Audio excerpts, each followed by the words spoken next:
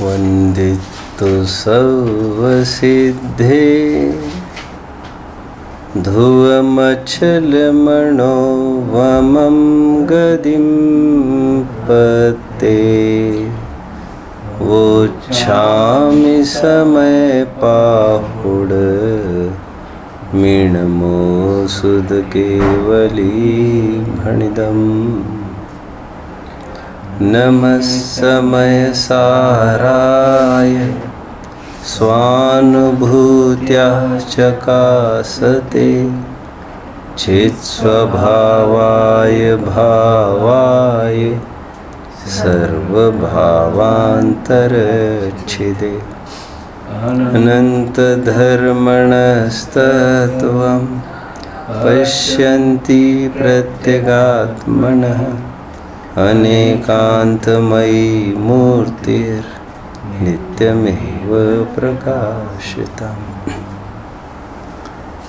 आत्महितैषी जीवों, हमारा यहाँ पर रोज़ाना एकत्रित होना एक आत्महित के लक्ष्य को ही लेकर है, अर्थात हम आत्म कल्याण से जुड़े हैं। हमारा एकत्रित होने का उद्देश्य ना ही कोई मन को वैसे रमाना है कि एक दूसरों को देखते थोड़ा घर से बाहर निकलते हैं तो थोड़ा अच्छा लगता है, ऐसी लौकिक भावना से हम परे हैं। ना ही हमारा प्रयोजन कोई बाप दादाओं की चलती आ रही परंपराओं को ढोना मात्र है कि मंदिर में नहीं आएंगे तो ये सब खाली हो जाएंगे। वह भी विचार कोई खराब नहीं है, लेकिन आदर्श नहीं है। हम यहाँ पर कोई गाल बजाने के लिए, कोई सोशल गेट टुगेदर के लिए नहीं आते हैं। इन सबको पढ़ने पढ़ाने का उद्देश्य केवल एक अपनी खोज करना ही है। जिनवानी को पढ़ने का उद्देश्य लोकालोक की जानकारी मात्र नहीं है, लोकालोक के परत्व की, भिन्नत्व की, विभक्तत्व की, असारत्व की, अकिंचितकरत्व की जानकारी करने के लिए हम तुम यहाँ पर एकत्रित होते हैं। जिनवानी को पढ़ने का फल ना ही मात्र 7 तत्वों की जानकारी मात्र है, वरन आगे चलकर 7 तत्वों में छिपी हुई आत्म ज्योति को देखने का उद्देश्य है हमारा। इसीलिए सर्वपरिचित बात कही जाती है, स्वाध्याय का फल केवल जानकारी मात्र नहीं है, हम में वैराग्य, विशुद्धि, एक मुमुक्षुता पैदा कराना, एक उज्जवल लक्ष्य को लेकर हम यहाँ पर एकत्रित होते हैं। 15वीं गाथा में बहुत सुंदर एक प्रेरणा आई कि एक एक एक्टिविटी, एक एक उपक्रम जो हम कर रहे हैं जिनवानी को लेकर, उन सब के पीछे एक उद्देश्य है, हमें स्वयं को आत्मा देखना है। हर घड़ी, हर पल, हर समय चलती अनुकूलताओं के बीच में, चलती प्रतिकूलताओं के बीच में स्वयं को अप्रभावित देखो। ठीक उसी प्रकार जिस प्रकार एक राहगीर रास्ते पे चलता हुआ गंतव्य की तरफ बढ़ता हुआ, आते हुए कई पेड़ों की छाया आती है, फिर निकलकर चली जाती है, लेकिन लक्ष्यनिष्ठ जीव चलता रहता है। 16वीं गाथा की तरफ कल बढ़े थे। बहुत सुंदर बात कल बताई जा रही थी कि साधक भाव से ध्याओ अथवा साध्य भाव से ध्याओ। मैं उल्टी बात करता हूँ थोड़ी सी, तो वो ठीक रहेगा। साध्य भाव से ध्याओ, क्योंकि भावे का दरिद्रता, पहले तो ऊंचा लक्ष्य रखना चाहिए। साध्य भाव से ध्याओ, और नहीं बनता है तो साधक भाव से ध्याओ। लेकिन ध्याओ तो कहीं ना कहीं से चालू तो करो। चरणान्यों की भी एक परंपरा है, क्या? मुनि दीक्षा को अंगीकार करो, और यदि मुनि दीक्षा बनती ही नहीं है तो ठीक है, अणुव्रत को पालो। उसी तर्ज पर यदि बात करना हो तो साध्य रूप स्वयं को अनुभव, साध्य रूप मतलब पूर्ण स्थिरता लिए हुए स्वयं को अनुभवना, अरहंत सिद्ध अवस्था को प्राप्त करना, वे भी आत्मा को ध्याते ही है। और चतुर्थ गुण स्थानवर्ती जगन्य अंतरात्मा भी आत्मा को ही ध्याता है। पंचम, छठवें, सातवें आदि सभी ये जितने भी चौथे से लेकर 14वें गुण स्थान तक के जीव और ऊपर के जीव ये सब आत्म ध्यान ही करते हैं। दरअसल किसी को धर्म ध्यान संज्ञा पाते हैं, कोई शुक्ल ध्यान संज्ञा पाते हैं और कोई ध्यानातीत संज्ञा पाते हैं। बाद बाकी सभी एक ही काम कर रहे हैं। साध्य भाव से ध्याओ, प्रिफरेबली नहीं बनता है तो साधक भाव से तो ध्याओ, लेकिन ध्याओ ना। एक लौकिक उदाहरण से हम इस बात को समझने का प्रयास करते हैं। लौकिक उदाहरण मात्र है। किसी बेशकीमती वस्तु को देखकर बच्चा लालायित हो जाता है, जिद कर बैठता है, पापा को ये कहता है, पापा वो चीज़ मेरे घर में चाहिए कल। कुछ पापा इस किस्म के होते हैं जो बच्चों को ऊंचे ख्वाब देखने से रोकते हैं। मेरा उदाहरण एक देश है। रोकना भी चाहिए, खरेखर रोकना भी चाहिए। बहुत टाइम पहले एक निबंध लिखा था मुक्ति ने, जिसमें उन्होंने पूरी तर्ज ये थी, इंग्लिश में लिखा था, उसमें तर्ज ये थी पूरी, कोशिश करने वालों की हार नहीं होती। और जैसा हम सोचते हैं वैसा रुख हो जाता है। झुकती है दुनिया, झुकने वाला चाहिए। फिर पहाड़ भी हो अड़े हो खड़े, और शेर की दहाड़ हो आगे पहाड़ हो, और बंदे तू तो चलता चल। पूरी इसी टोन पर लिखी थी। मैंने उसका समापन किया था फिर से, पापा जी कैसी है ये, करेक्शन के लिए लाई, तो करेक्शन तो ग्रामेटिकल तो कुछ भी नहीं है इसमें, लेकिन एक तात्विक कमी ना रह जाए, इसलिए अंतिम में 2 लाइन्स बढ़ाई मैंने। But let all the wishes, but let our wishes be within the limits. हमारी इच्छा से हम ये करें वो करें, ये ठीक है, लेकिन अंत में लिखा, लेकिन हमारी इच्छाओं को हम निरंतर नियंत्रित करें। Because agony and misery comes to those who encroach their limits। क्योंकि महादुख सागर में उनको डूबना पड़ता है जो मर्यादा को लांघ कर असीम इच्छाएं करते हैं। इसलिए इसका भी हमें भान रहे कि हम मर्यादा में ही इच्छाएं करें, और फिर बाद में क्यों गिड़गिड़ाए, कुछ सफलता नहीं दिखती है तो। हम चूके थे कि हमने लक्ष्य ऊपर निर्धारित किए थे। एनीवे, मेरा उदाहरण एक देश है। क्या उदाहरण है मेरा? किसी बच्चे को बहुत अच्छी वस्तु देखकर लालायित हो जाता है, पिता को ये कहता है कि वो चीज़ मुझे चाहिए। कुछ किस्म के पापा ऐसे होते हैं जो बड़े ख्वाब देखने से रोकते हैं और ये कहकर छुटकारा पा लेते हैं कि हमारी औकात नहीं है बेटा, इतने बड़े ख्वाब मत देखा करो। एक दूसरे पापा वे होते हैं जो ख्वाबों को रोकते टोकते नहीं है बच्चों के, ख्वाबों की खूब उड्डाने भरने के लिए खूब परमिशन देते हैं, और दाव लगे तो दूसरे दिन वो बेशकीमती चीज़ घर पर लेके आते हैं, औकात नहीं होने पर भी। वो कैसे आ गई फिर घर पर जब औकात नहीं थी? इंस्टॉलमेंट बेसिस पर, किश्तों में हम उसको चुकता करते जाएंगे। मुझे उदाहरण से संगति बनाना है, मुझे लौकिकता की बात नहीं करनी है। आचार्य देव यहाँ पर यह कहते हैं, ठीक उसी प्रकार कोई जीव बच्चा नए नए रूप से मुमुक्षुता के लिए, मोक्ष के लिए लालायित हो गए, सच्चे सुख के लिए। लेकिन उसको सुनकर, उसको देखकर कुछ एक लोग ऐसे होते हैं जो ये कहते हैं, सोचते हैं कि हमारी तो अभी औकात ही नहीं है ऐसे धर्म कुछ करने की, ना हम घर गृहस्थी का त्याग कर सकते हैं, अभी तो हम गृहस्थ है, अभी तो हमें पति की जिम्मेदारी निभानी है, माँ बाप की जिम्मेदारी निभानी है, सास ससुर की करनी है, बाल बच्चों की करनी है, अभी पेट का भी करना है, ये सब जिम्मेदारी अभी हमें करनी है। अभी कहाँ हम सब ये करने को, और फिर ना हमें कोई शीत आदि की बाधा हम बर्दाश्त कर सकते हैं, ना हम कोई उष्णता भूख प्यास आदि से भी विरक्त है, तो हमारे बस की नहीं है। दूसरी तरफ के ऐसे जीव होते हैं जो स्वयं को कम नहीं आंकते, अपनी औकात नहीं है और पीछे हट जाते, धर्म से ऐसा नहीं करते, वे कहीं ना कहीं से स्टार्ट कर देते हैं। ऐसा सब जानने पर भी कि हम गृहस्थ है, पामर है, आदि आदि जानने पर भी उसी के बीच में वे स्वयं को इन समस्त संयोगों से पृथक और विलग अलग अनुभवते हैं। और ऐसे जीव वे मोक्ष मार्ग को का प्रारंभ करते हैं, क्योंकि मोक्ष मार्ग केवल आपकी श्रद्धा मांगती है कि ये आसार है। माफ़ करना, उदाहरण खराब है, मैं सहमत नहीं हूँ फिर, लेकिन अभी दिमाग में आ रहा है तो दे देता हूँ। टीवी देख रहा है कोई, धर्म इतना ही कह रहा है कि तुम पहले ऐसा स्वीकार करो। हम टीवी पर लगाम नहीं लगा रहे अभी, इसलिए मैंने कहा उदाहरण खराब है, क्योंकि टीवी का तो कोई काम ही नहीं आने का बीच में, तो टीवी तो बाद में छूटता रहेगा। पहले तुम ये स्वीकार करो अभी तुम्हें दूरदर्शन नहीं देखना है, और वैसा का वैसा देखकर तुम सोते हो, रात भर तुम्हें वही विचार चलते हैं, वही पूरा इमेज बनता है, और सुबह उठकर भी वैसा ही सोचते हो, और तुम्हारा लाइफ भी कुछ ऐसा ही एक कृत्रिमता की तरफ मोड़ ले रहा है।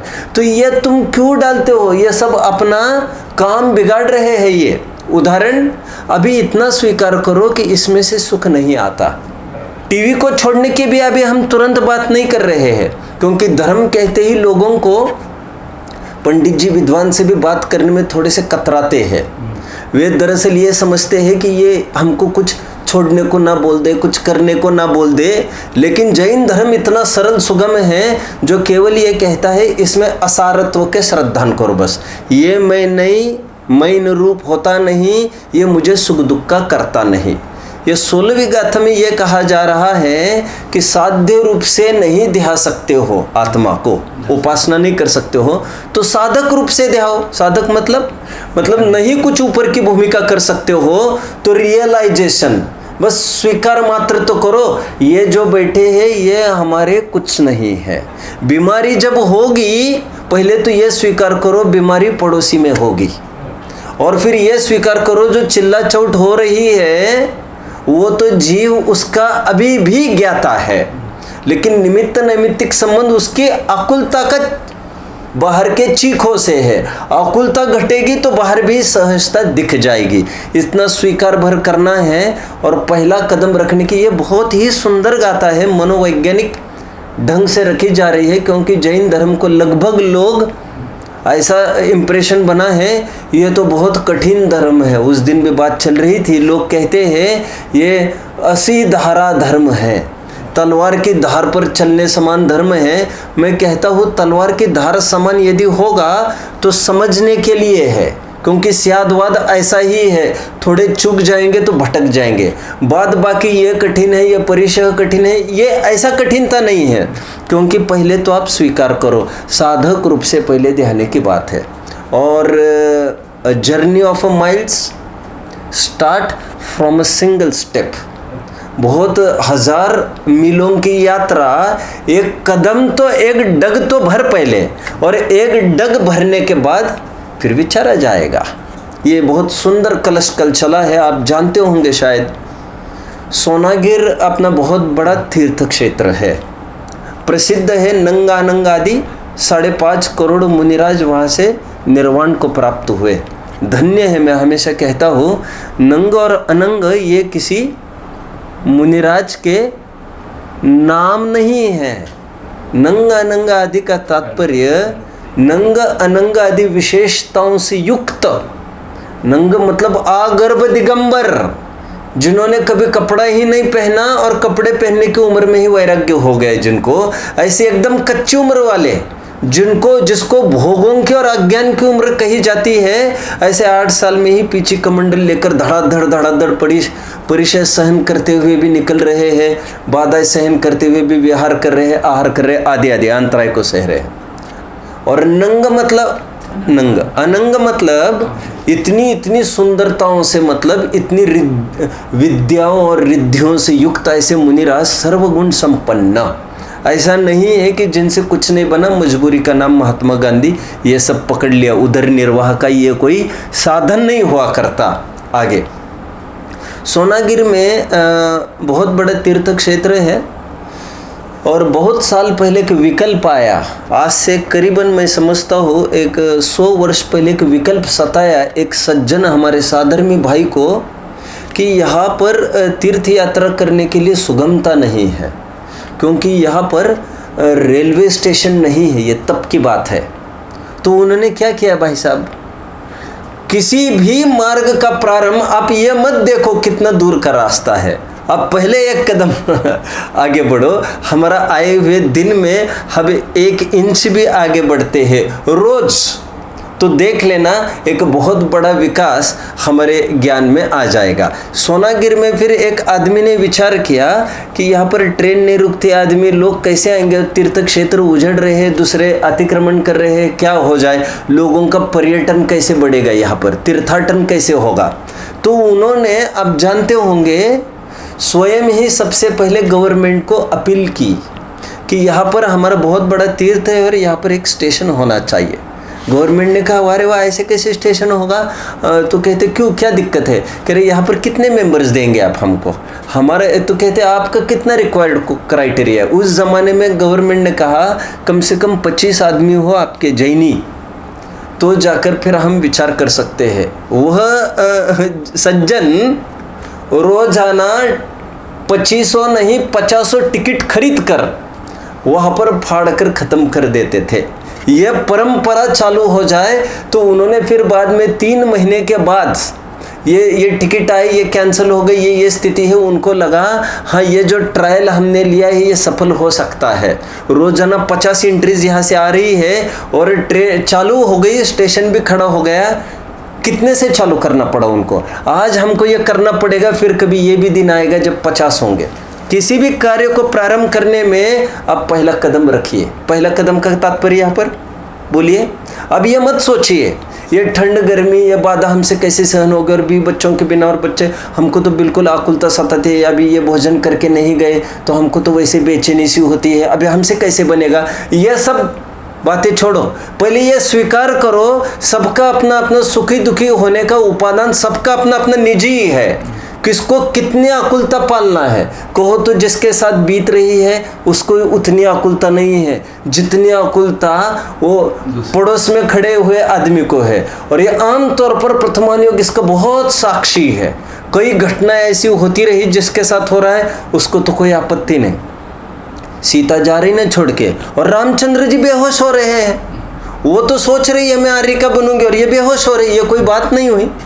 कहने का तात्पर्य हम प्रारंभ करें किसी भी बात में, साध्य रूप से नहीं ध्या सकते हैं तो आप कहीं ना कहीं चालू करिए, साधक रूप से ध्याइए। स्वाध्यायियों को मैंने कल काफ़ी प्रेरणा की थी, नहीं बनता है आपसे भैया आप 1 लाइन पढ़िए, फिर कुछ भी नहीं बनता आप इतना तो करिए, कुछ नहीं बनता तो साल में आप 1 बार आइए, कुछ नहीं सही समाज के बीच में भोजन करने आइए। एक बार समाज के बीच में आएगा, इज्जत मिलेगी तो बाकी का काम अपने आप हो जाएगा। अब मुझे लौकिक बात याद आ रही है, एक आप जानते होंगे एक अवार्ड विनर है कोई, दशरथ मांझी, नाम सुना होगा आप लोगों ने, बिहार का एक आदमी, और उसकी पत्नी, वो तो गुजर गए काफ़ी टाइम हो गए, उसकी पत्नी को अस्पताल नहीं ले जा पाया टाइम पर, 80 किलोमीटर दूर शहर, तो वो रास्ते में मर गई। तो उसने ये सोचा ये जो पहाड़ है, अभी आप समझेंगे, ये जो बीच में इतना बड़ा पहाड़ आ रहा है ये सबसे बड़ी बाधा है, इसके कारण मेरी पत्नी मरी और मेरे गांव वालों को, नागरिक जनों को इसका घाटा नहीं होना चाहिए, फिर और कोई मरना नहीं चाहिए। उसने 1 हथौड़ा और 1 छैनी अपने घर की 3 कहते हैं बकरियों को बेचकर उसने चालू किया, और उसने हथौड़ा और छैनी से काम चालू किया। बोलो भाई साहब, कोई कल्पना कर सकता है हथौड़ा और छैनी? और ये कहते हैं लगभग 350 फीट की चट्टान थी, 350 फीट, और 1-2 नहीं 22 साल तक।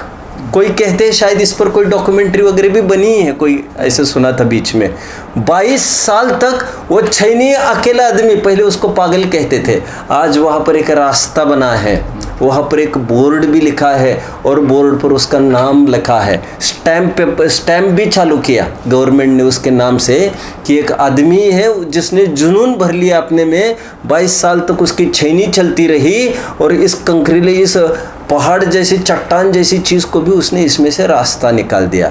निष्कर्ष, ये चट्टान मतलब एक बहुत बड़ा संसार, ये बहुत बड़ा गर्त है, लेकिन केवल एक छैनी के बलबूते पर। कौन सी छैनी? ये प्रज्ञा छैनी के बलबूते पर इसमें से आप चालू करिए। मत सोचो कितना अंधेरा, जब जागो तब सवेरा, and a falling drop will certainly one day cave the stone.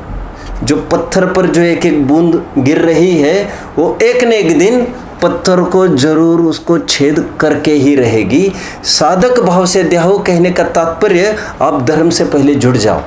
बाहर में क्या कर सकते क्या नहीं इसको गौण करके पहले ये अटल श्रद्धान करो, ये मेरे घर वाले हैं, ये श्रद्धान पहले छोड़िए। जैसे साधर्मी है दुनिया के वैसे ये सब साधर्मी है, थोड़े नज़दीक है, जिनके प्रति समाज हमारा कर्तव्य और अधिकार मांगती है। एनीवे, ये एक शांति के पथिक हैं, उसी मार्ग पर ये बढ़ रहे हैं, उसी मार्ग पर हम बढ़ रहे हैं। उनको शिथिल होने देंगे नहीं। हमारी शिथिलता में उनसे हम बात कर सकते हैं कि धर्म ध्यान के कुछ हमको पुष्टि करा के वे हमको स्थिर रखे। ऐसा देवा लेवा तो साधर्मियों में चलता रहता है। एक बहुत सुंदर कलश कल चला जिसमें निष्कर्षतः एक बात निकली कि साध्य भाव से नहीं ध्या सकते हो तो घबराइए मत, साधक भाव से ध्याओ। आंशिक रूप से आप मोक्ष मार्ग पर कदम रखिए। और आंशिक रूप से कदम रखना मतलब एक कदम भी नहीं रखना तो क्या करना, टोडरमल जी की भाषा में दिशा बस बदलना। क्या मोक्ष मार्ग पर बढ़ना मतलब चालू होना मतलब 90वें अध्याय में एक दूसरे प्रसंग में टोडरमल जी उदाहरण देते हैं, कहते हैं अभी दिशा मुड़ी है तो उसका मोक्ष मार्ग प्रारंभ हो गया, अभी कदम रखा नहीं उसने, यहाँ तक बोल दिया उन्होंने। तो हमें कुछ छोड़ना नहीं है, लेकिन धर्म क्या है उसका कंसेप्ट समझिए। मैं छोड़ने ग्रहण करने वाला नहीं हूँ और छोड़ने ग्रहण में धर्म और कर्म भी नहीं होता है। उपचार से हमारा जितना भी भाव है अंदर का शुभाशुभ और शुद्ध भाव, जिम्मेदार वो है स्वर्ग मोक्ष का, नरक आदि गतियों का। बाहर का सब उपचार चलता है। अब एक महत्वपूर्ण बात 16वीं गाथा में कही जा रही है। थीम को थोड़ा समझने का प्रयास करना। शायद गाथा पढ़कर आपको समझ में नहीं आए, मैं आपको मनोवैज्ञानिक ढंग से समझाने का प्रयास करता हूँ। आचार्य देव यहाँ पर यह कह रहे हैं 16वीं गाथा में कि दर्शन ज्ञान चारित्र को ध्याओ कहते हैं अथवा कोई आत्मा को ध्याओ कहते हैं, तो बात तो एक ही है कहते हैं। तो एक ही है मतलब, तो कहते कभी आप ऐसा कहते हो कभी आप ऐसा कहते हो, नहीं बात एक ही है कह रहे। अभी और एक बात विचारना, एक 7वीं गाथा चली और एक 16वीं गाथा खड़ी है। 7वीं गाथा में यह कहा जा रहा था दर्शन ज्ञान चारित्र आत्मा ही है। यहाँ पर भी लगभग वही बात आ रही, दंसन नाण चरिताणी सेविदाणी साहुणा निच्चम। साधुगण उसी का सेवन करते दर्शन ज्ञान चारित्र का, लेकिन ऐसा सेवन करते हुए वे एक आत्मा का ही सेवन करते हैं। 2 गाथा में मूलभूत अंतर में पहले बता दो आपको।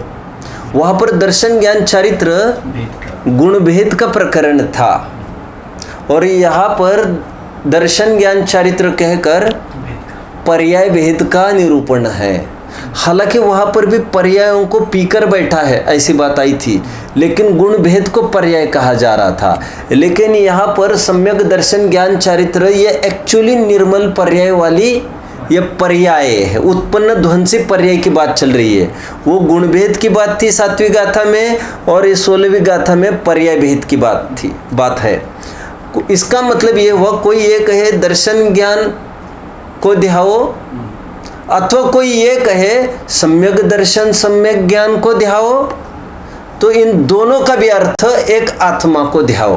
क्योंकि ज्ञान दर्शन इसीलिए कहा गुण से गुणी की पहचान, सम्यक दर्शन ज्ञान चारित्र इसीलिए कहा क्योंकि फल की बात करेंगे तो तुम बीज की ओर बढ़ेंगे। क्योंकि हमारी खेत में किसी का बहुत अच्छा फल दिखा, एक आम आ गया हमारे कंपाउंड के ऊपर से, हमने उसका फ्रेग्रेंस देखा, एकदम महकदार था, ऐसा प्रतीत हुआ बहुत मीठा है। हमने क्या उपाय किया, एक फल तोड़ के खाए न खाए की बात नहीं कर रहा हूँ मैं, स्थायी उपाय क्या है इसका, उससे संपर्क करिए और उसको पूछिए ऐसी बाग बगीचा में मेरा कैसे कर सकते हो। एक फल को देखकर आपको क्या भावना उत्पन्न हुई है, आप फल की उत्पत्ति की बात करो अथवा बीज की उत्पत्ति की बात करो, बात आपको करनी एक ही है, कौन सी, बोना तो बीज को है। फल की महिमा करो अथवा बीज की करो, लेकिन हमको फल चाहते हैं और बीज की रक्षा करना चाहते हैं, बीज पर प्रक्रिया करना चाहते हैं। गाथा पढ़ते हैं पहले फिर बात करते हैं। दंसनान चरितानि सेविदव्वाणि साहुणानिच्छं तानि पुनजानतिन्निवि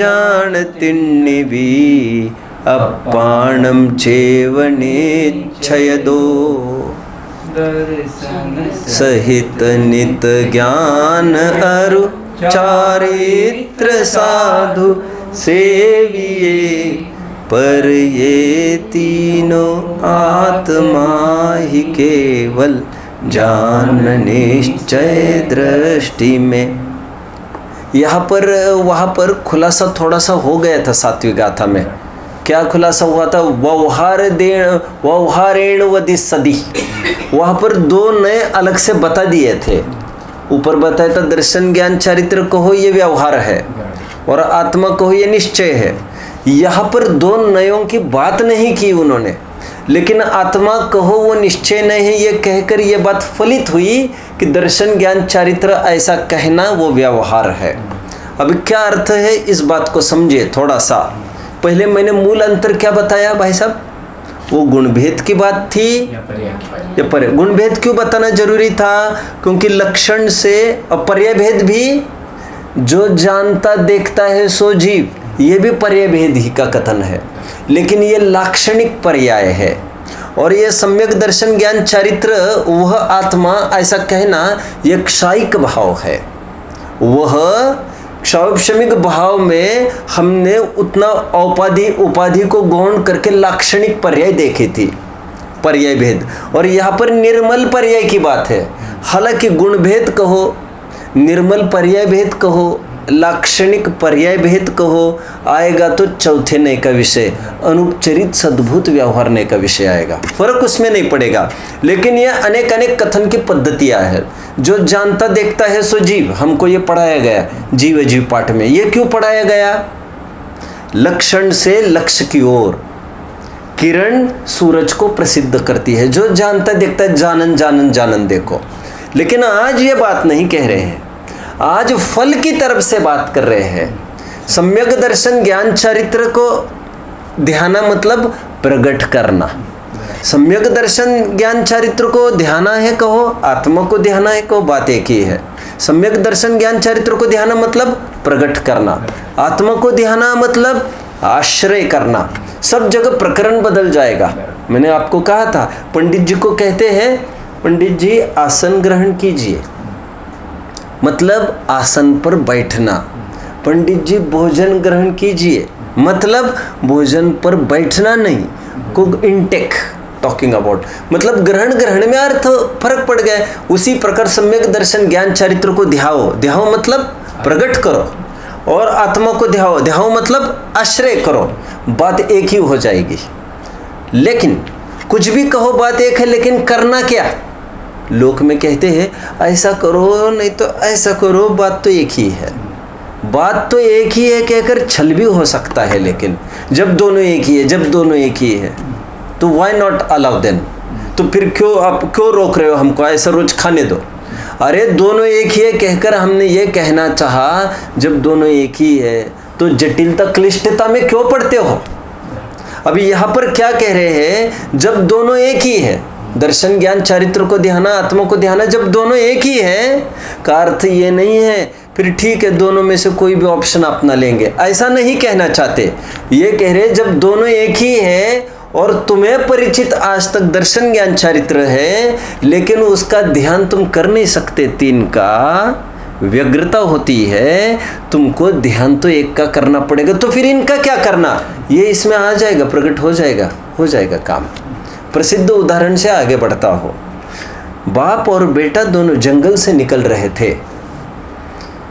जंगल से निकलते निकलते बच्चा तो बच्चा है, बच्चे को बहुत समझाया था पिताजी ने, बेटा पकड़ के चलना। अचानक छूट गया हाथ, थोड़ा यहाँ वहाँ सरकते सरकते झांकते करते एक कुएं में गिर गया। जिस कुएं में वो गिरा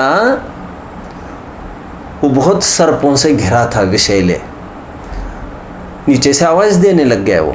यहाँ पर कोई किसी की रक्षा करने की बाध्यता नहीं है वस्तु स्वरूप में। अरे बाप को तो समझना चाहिए था ना। लोक में भले ही कह सकते हैं, लेकिन वस्तु स्वरूप आप विचारिए, सबका अपनी अपनी जिम्मेदारी है बचने की। तो लड़का गिर गया, नीचे से चिल्लाने लग गया, पिताजी आओ कुछ भी करो मुझे निकालो। पिताजी का प्रेम जीतेगा कि पिताजी की समझदारी जीतेगी आज? क्योंकि पिताजी ने ऊपर से कहा, पापा आप कल तक ये कहते थे, कल तक वो कहते थे, फिर आप कभी हमको वात्सल्य भावना भी पढ़ाते थे जिसमें आप ये कहते थे गाय अपने बच्चों को मर के भी बचा पाए तो। लेकिन बाप ये कहता है ऊपर से, बच्चे तुम समझते नहीं हो, ये रिस्क तो बहुत बड़ा ऐसा रिस्क है कि मैं वहाँ पर आऊँ। नहीं पापा आप आओ, यहाँ पर आप आओ और आप लेके जाओ। कहते हैं मैं यदि नीचे आऊँगा तो जिन सर्पों से पार होकर मुझे आना पड़ेगा तो मैं तो वहीं पर चला जाऊँगा, तुम्हारे ऊपर आने का तो सवाल ही खड़ा नहीं होगा। तो एक उपाय है बच्चे, तुम चाहते हो तो। नहीं पापा आप आ जाओ नीचे। बेटा ये जिद तुम्हें खत्म करनी पड़ेगी, मैं आकर तुम बचोगे ऐसा नहीं होगा, बचोगे तो मेरे न आकर ही बचोगे। तो क्या हो, क्या किया भाई साहब उन्होंने? रस्सी फेंकी। कैसी रस्सी फेंकी? सम्यक दर्शन ज्ञान चारित्राणी, थोड़े दिन पहले चर्चा की थी। मोक्ष मार्ग, मार्ग हूबहू सूत्र की चर्चा चल रही है। मोक्ष मार्ग 3 नहीं, मोक्ष मार्ग 3 प्रकार से कहा जा रहा है। कैसे प्रकार से? श्रद्धान करो, जानो, अभी बात आगे आने वाली है, और उसी में लीन हो जाओ। 3 प्रकार से निरूपण किया। काम 3 नहीं करने हैं, एक करने से एक साधे सब सधे, और सब साधे सब जाए। फिर पिताजी ने एक युक्ति की, कहानी तो आप लोगों ने पढ़ी होगी, बहुत प्रचलित है ये। फिर उन्होंने रस्सियाँ छोड़ दी। एक रस्सी भी तो नहीं छोड़ सकते थे क्योंकि रस्सी वहीं पर जाएगी, ये तय नहीं है।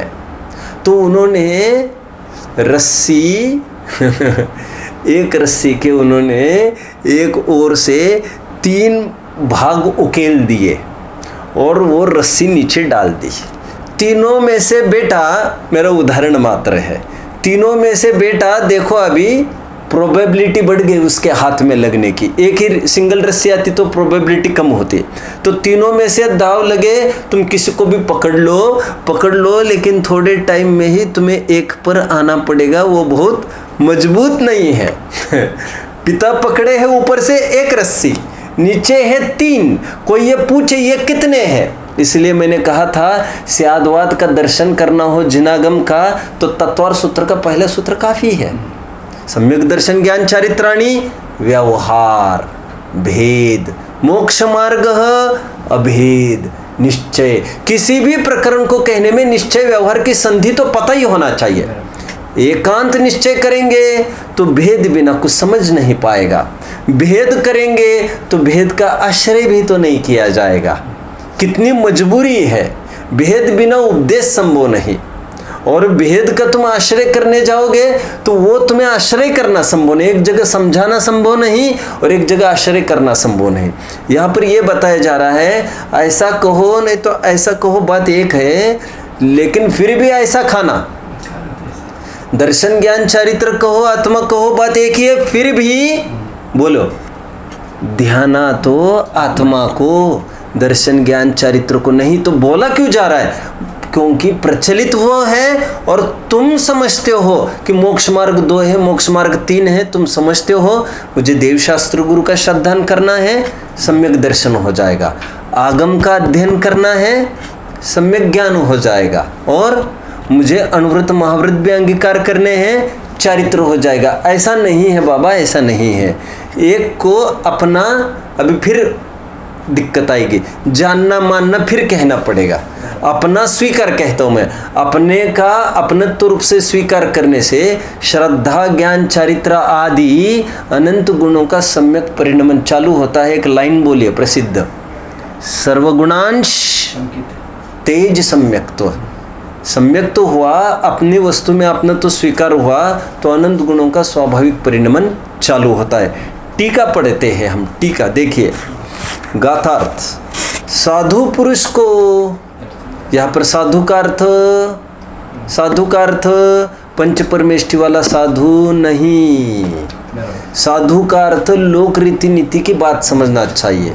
और मुनिराज के अगल बगल में जो जिनके बीच में थे वो ऐसा कहने का प्रचलन होता है, तो साधु कहते हैं, कहीं मुनि कहते हैं, कहीं ज्ञानी कहते हैं, कहीं जहाँ पर जो जैसे बात लगे। क्या साधु पुरुष को, सज्जन पुरुष को, साधक जीव को दर्शन ज्ञान चारित्र सदा सेवन करने योग्य है। और उन तीनों को भी निश्चय से एक आत्मा ही जानो। तीनों का आश्रय करना मतलब तीनों का नहीं। आप तत्व और सूत्र के पहले अध्याय का पहला सूत्र की यदि टीकाएं पढ़ेंगे, सर्वार्थ सिद्धि राजवार्तिक वगैरह, उसमें काफ़ी खुलासा किया है। यह ऐसी क्यों बात लिखी, तो कहते कोई ऐसे मत है जो श्रद्धान से होना मानते हैं, कोई ऐसा मानते हैं कि ज्ञान हुआ तो काम हुआ, कोई ऐसा मानते हैं कि नहीं करना पड़ेगा तो काम होगा। और जैन धर्म ये कहता है जानेगा ही नहीं तो करेगा, करके करेगा क्या। तो उसको क्या लिखा, बहुत अच्छा उदाहरण दिया पहले ही टीका में। एक दो आदमी थे और जलते हुए जंगल में झुलसने लग गए। एक लंगड़ा था अपाहिज और एक अंधा था। तो क्या करना चाहिए बचने के लिए, अकलंग स्वामी राजवार्तिक में मिलेगा, क्या करना चाहिए प्रश्न पूछ रहे हैं।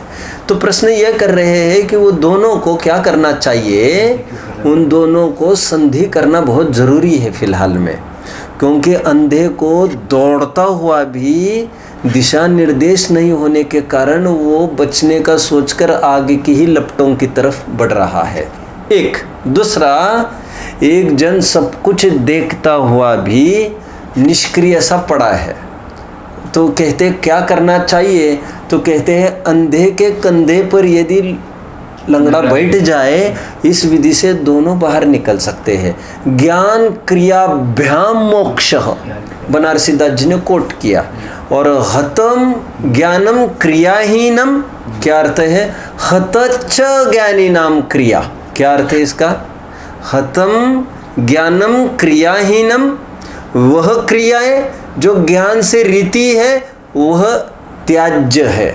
और दूसरी बात क्या करें, हत चा ज्ञानी नाम क्रिया, और अज्ञान है और क्रिया है तो भी काम नहीं होगा, और क्रियाहीन है ज्ञान है मात्र तो भी काम नहीं होगा।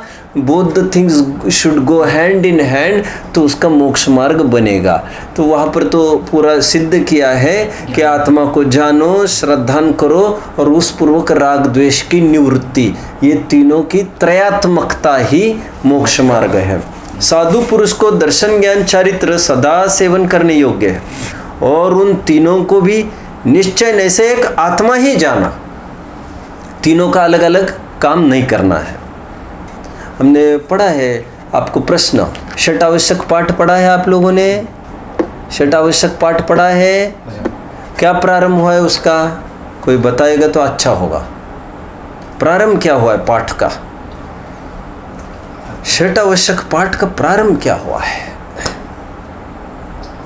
और वहाँ पर शुरुआत में एक बात लिखी है, ज्ञानी के योग्य आंशिक शुद्धि को ही आवश्यक कहते हैं। ज्ञानी की आवश्यक देव पूजा गुरुपास्ति, ये तो व्यवहार के कथन है, यह सर्वत्र ऐसा मिलेगा। संवर कैसे होता है, और आप 10 ग्रंथ उठाएंगे तो 9 ग्रंथ में ये कहाँ मिलेगा, गुप्ती करो, समिति करो, ऐसा गुप्ती समिति धर्म करो, अनुप्रेक्षा करो, परिचय जय करो, चारित्र करो, तो संवर हो जाएगा। अब निर्जरा करो कैसे, तो कह रहे तप करो तो निर्जरा हो जाएगा। लगभग शास्त्र ये कहेंगे, लेकिन मुद्दे की बात समझने की ये है, ये सब व्यवहार के कथन है, मूल तो एक आत्मा में स्थित होना है। और ये सब व्यवहार के कथन इसलिए बताए थे, उसके जरिए उपवास करेगा तो थोड़ा ठिकाने बैठेगा, व्यापार धंधे का विकल्प छोड़कर आराम का मौन लेकर बैठेगा, थोड़ा सा समझने का प्रयास करेगा, सामायिक करेगा, तो आत्मानुभव के अवसर भी जाग जाएंगे। इसीलिए उपचार क्या था, टोडरमल जी का उदाहरण बोलिए।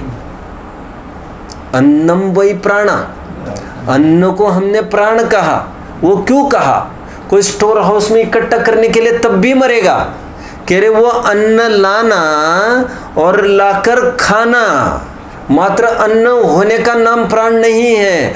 उसी प्रकार ये उपवास आदि जो करते बाहर के अनुष्ठान, उसके बीच में रहकर उसका मिलाप उस शुद्धोपयोग से कराना आत्मिक परिणामों का, तब उपवास को भी, तब उपचार पड़ेगा। देखिए, सेवन करने योग्य है। और उन तीनों को भी निश्चय नहीं से एक आत्मा ही जानो। टीका, यह आत्मा जिस भाव से साध्य तथा साधन हो उस भाव से ही नित्य सेवन करने योग्य है। कल एक बात चल रही थी, मैंने कल 3 अर्थ किए थे भाई साहब साध्य साधक के। एक तो मैंने साध्य का अर्थ त्रिकाली कहा, त्रिकाली ध्रुव। साधन का अर्थ सम्यक दर्शन ज्ञान चारित्र लिया था। एक अर्थ मैंने साधन का संवर निर्जरा लिया, साध्य का मोक्ष लिया। एक का मैंने पलटा दे दिया था, उपाय उपेय कहकर मैंने कहा था कि ये कदाचित हम साधक त्रिकाली को कह सकेंगे। अभी साध्य कह रहे थे, अभी साधक इसको कहकर साध्य इसको कह सकेंगे। भाषा भर का फेर किया था, है ना। और अभी आज भी प्रारंभ में मैंने इस बात को समझाया कि साधक साध्य रूप से नहीं ध्या सकते हो तो साधक रूप से ध्याओ, मतलब एक देश रूप से तो ध्याओ। अभी यहाँ पर यह आत्मा जिस भाव से साध्य तथा साधन हो उस भाव से ही नित्य सेवन करने योग्य है। यहाँ पर साधक और साध्य का क्या अर्थ करेंगे? यहाँ पर दर्शन ज्ञान चरित्राणी साधक, साध्य त्रिकाली। आत्मा को ऐसा ध्याओ, ऐसा ध्याओ तो भी चलेगा, ये नहीं ऐसा ध्याओ कहते हैं और ऐसा ध्याओ कहते हैं, उसका अर्थ एक ही समझना कि ऐसा ध्याना। ऐसा पर्याय की तरफ से बात करते हैं, कभी द्रव्य की तरफ से बात करते हैं, लेकिन समझना एक ही, क्या द्रव्य की तरफ से ध्याना है तुमको, है ना। फिर से इष्टोपदेश किसी ने पढ़ा है? अंतिम छंद आएगा 51वां। क्या छंद है उसमें? उसमें अंतिम छंद में लिखा है, मुनिगण को सजने वने वाह। मुनिगण को वन में हो अथवा जन में हो, इसका क्यों विकल्प करना मुनि को? वे तो कहीं भी रहे। इसका क्या छल हो सकता है भाई साहब? क्या छल हो सकता है? बोलिए। यहाँ पर लिखा है, क्या लिखा है यहाँ पर? मुनि कहीं भी रहे, उससे क्या बात है? अरे भैया, यहाँ पर ये नहीं कहना चाहते ऐसा। तो फिर जितने भी मूलाचार आदि ग्रंथों में इतना लिखा है, क्या लिखा है? टोडरमल जी क्या कहते हैं आत्मानुशासन को उद्धृत करके? कलो कष्टम तपस्विन, क्या कह रहे वे ये कहते हैं, हाय हाय पंचम काल की दुष्मता, कि जिस प्रकार हिरण रात होते ही नगर के पास में आकर खड़े होते जंगल से डरकर, उसी प्रकार मुनिगण भी नगर के समीप आ गए हैं। जब नगर के समीप ही रहने का निषेध था तो नगर में तो हुआ ही, ये तो ठेठ हमारे बीच में घुस गए हैं। शून्यागार का क्या अर्थ करेंगे फिर? विमोचित आवास का क्या अर्थ करेंगे फिर? और निर्जनम, ऐसा मूल अष्टपाहुड़ में भी है, निर्जन स्थान पर रहते हैं। इष्टोपदेश में ऐसे क्यों लिखा फिर? सजने वनेवा। इसका अर्थ ये है विकल्प नहीं करना मुनि को ज्यादा। विकल्प नहीं तो मतलब कहीं भी का अर्थ नहीं। यदि उपसर्ग हो जाए, ध्यान से सुनना समझना, बुद्धिपूर्वक शक्ति प्रमाण तो वन में ही जाएंगे वे, क्योंकि तुम्हारी उनकी पटरी कब बैठेगी? तुमसे दूर जाना था तभी तो दीक्षा ली है उन्होंने। मुनि वन मिथवा। 11वीं प्रतिमा का स्वरूप संबंध भद्र स्वामी खोल रहे। 11वीं प्रतिमा पढ़ना चाहिए। 143-44वां श्लोक होगा, नहीं 45-46 होगा, 145-46। क्या कह रहे 11वीं प्रतिमा का स्वरूप?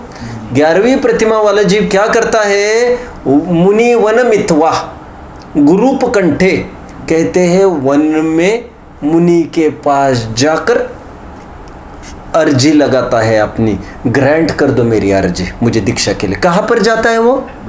वन की बात आई। यहाँ पर लिखा है कहीं भी चलेगा, और कहीं भी चलेगा, कहीं विकल्प नहीं करना मुनि को। विकल्प नहीं करना मतलब बाय चांस उपसर्ग हो जाए और उनको कोई नगर में लेके आए तो फिर वो छटपटाट मत करो। अभी कोई वस्त्र ही ओढ़ दे, अभी विकल्प मत करो सामायिक में। अभी वस्त्र हो अथवा नहीं हो, विकल्प नहीं करना चाहिए। का तात्पर्य ये नहीं ठीक है फिर बने रहने दो। अरे बने रहने दो, फिर तो निर्विकल्प का हो गए। अभी इसका विचार न करके स्वयं को एक आत्मा ध्याओ। क्या अर्थ किया मैंने? सजने वने वा, रहते तो वन में ही है, लेकिन बाय चांस जन्म में आए और जा नहीं पाए वन में, ऐसा हो सकता है कभी तेज पानी बरसा और जा ही नहीं पाए, तो ऐसे प्रसंग में वही खड़े रहेंगे नगर में, अथवा उपसर्ग होकर नगर में लाया गया जैसे सेठ सुदर्शन को। ऐसी कुछ भी स्थिति हो तो फिर विकल्प मत करना, अपना अपना काम करना। कहते ना निश्चय व्यवहार का विकल्प मत करो, तो विकल्प मत करो तो कोई भी नहीं चलेगा। अरे निश्चय नहीं का ही आश्रय करना है उसके विषयभूत, लेकिन निश्चय नहीं का भी विकल्प छोड़ो।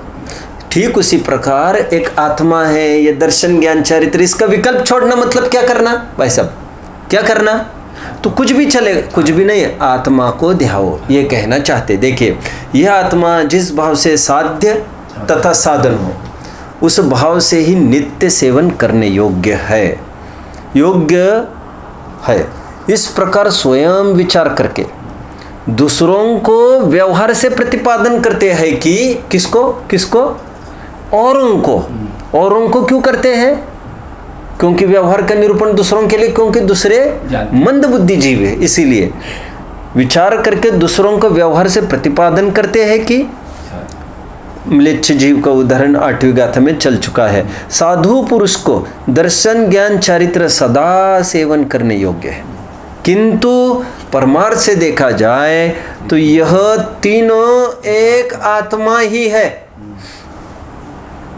5 परमेष्टि में से किसका शरण करना चाहिए, पहले किसका बाद में किसका, क्या करना चाहिए? तो कहते हैं ये सब आत्मा की अवस्थाएं है, एक आत्मा ही है शरण।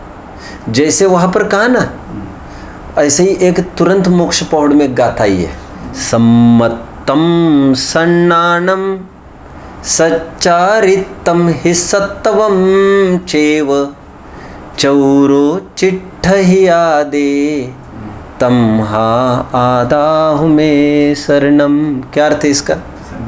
सम्यक दर्शन ज्ञान चारित्र तप कहो, ये सब आत्मा की अवस्थाएं हैं, इसलिए इनका आश्रय करना मतलब एक आत्मा का ही आश्रय करना। 44 शरणम हम पाठ में तो कहते ही है, इन 4 का शरण करना। साहब शरण तो एक ही होता है, इनका भी करो इनका करो, अरे ये अलग अलग थोड़ी है।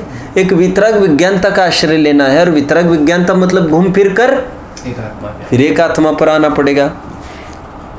किंतु परमार्थ से देखा जाए तो यह तीनों एक आत्मा ही है, क्योंकि वे अन्य वस्तु नहीं किंतु आत्मा की ही पर्याय है। हूबहू वो गाथा याद आना चाहिए। अभी मोक्ष पौड़ की आप प्रिफर करना चाहिए, शायद 105 होगी मुझे लग रहा है, जो मैंने अभी बोल के दिखाई है।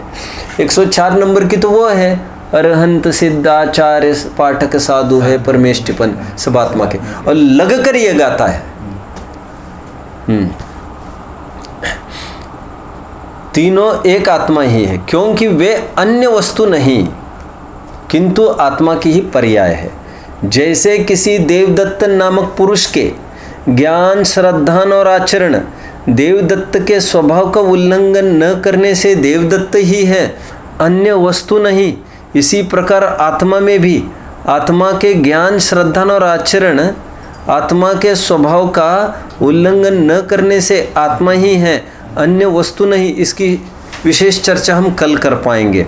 इसलिए यह स्वयं सिद्ध होता है कि एक आत्मा ही सेवन करने योग्य है। इन तीनों की बात कही, लेकिन ऐसा तीनों कहकर तुम्हें समझना तो आत्मा ही है। वहाँ पर भी 8वीं गाथा तो सेम टोन पर थी कि म्लेच्छ को दर्शन ज्ञान आदि कहा, क्योंकि उसको आत्मा समझ में नहीं आता। और फिर 11वीं 12वीं गाथा में भी यही कहा था, 9वीं 10वीं में भी, कि ये व्यवहार निश्चय का प्रतिपादक है, ये सिद्ध करते हैं ऐसा। इसलिए यह स्वयं सिद्ध होता है कि एक आत्मा ही सेवन करने योग्य है। भावार्थ, दर्शन ज्ञान चारित्र तीनों आत्मा की ही पर्याय है, कोई भिन्न वस्तु नहीं है। इसलिए साधु पुरुषों को एक आत्मा का ही सेवन करना यह निश्चय है, और व्यवहार से दूसरों को भी यही उपदेश करना चाहिए।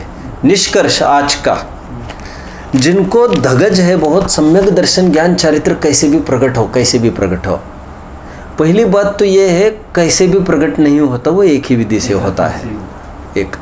और जो तुम बार बार रट लगाए हो सम्यक दर्शन करना, सम्यक दर्शन करना, सम्यक दर्शन और कुछ नहीं है मेरे भाई। सम्यक दर्शन एक आत्मा है। सम्यक दृष्टि अपना परिचय सम्यक दृष्टि के रूप में नहीं देता है, सम्यक देता है मतलब मौखिक की बात नहीं कर रहा हूं मैं। सम्यक दृष्टि स्वयं को सम्यक दृष्टि न मानकर स्वयं को एक आत्मा अनादि निधन मानता है, क्योंकि सम्यक दृष्टि मानने में उनका सम्यक तो ही चला जाएगा। जिसके बलबूते पर सम्यक तो प्रकट हुआ है, स्वयं को अनादि निधन देखने के बल पर, उस ऐसा देखने से सम्यक तो प्रकट होता है अनादि निधन देखने के बल पर, और वो तो विनाशी है। सम्यक दर्शन तो मर जाएगा, वो तो एक पर्याय है, इसलिए उसका आश्रय करने से हम कैसे टिक पाएंगे, जो स्वयं बिलाने वाली है। तो सम्यक दर्शन ज्ञान चरित्र के भी गीत नहीं गाने। सम्यक दर्शन ज्ञान चरित्र मतलब ही पंच परमेष्टि। गीत मूल में टोडरमल जी का मंगलाचरण बहुत बढ़िया है। क्या?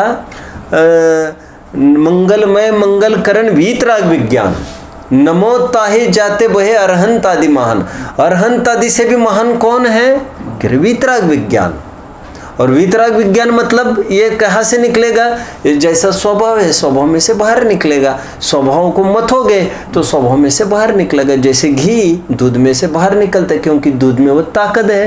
पंच परमिष्टि अपने आत्मा में देखो, सम्यक दर्शन ज्ञान चरित्र अपने आत्मा में देखो। जिसने स्वयं को एक अनादि निधन देखा, उसकी जो पर्याय में निर्भरता आती है, उसी के ये सब नाम है सम्यक दर्शन ज्ञान चरित्र। ओम।